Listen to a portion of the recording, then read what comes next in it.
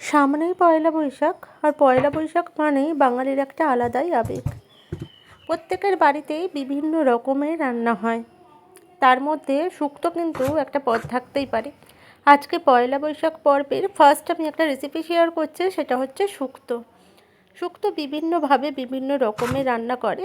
আমি আমার মতো স্টাইলেই রান্না করছি, কারণ আমি অত পাকা রাঁধুনি নয়।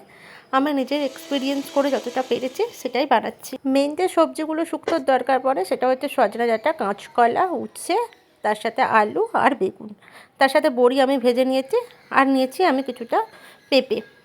সব সবজিগুলোকে ভালো করে ভেজে নিয়েছি। ফোড়নে দিয়েছি আমি শুকনো লঙ্কা, তেজপাতা, আর তার সাথে দিয়েছি 5 ফোড়ন। মশলার মধ্যে আমি দিয়েছি আদা, 2 রকমের সর্ষে, কালো আর সাদা, তার সাথে কিছুটা পোস্ত দিয়ে মশলাটা ভালো করে কষিয়ে নেওয়ার পর ওতে একটু হলুদ গুঁড়ো, অল্প একটু মিষ্টি, স্বাদ মতো নুন দিয়ে ভালো করে কষিয়ে আমি দিয়ে দিয়েছি কিছুটা দুধ আর কিছুটা জল। সবজিগুলো ভালো করে সেদ্ধ হয়ে গেলে ওর মধ্যে আমি দিয়ে দিয়েছি বেগুন আর বড়িগুলো।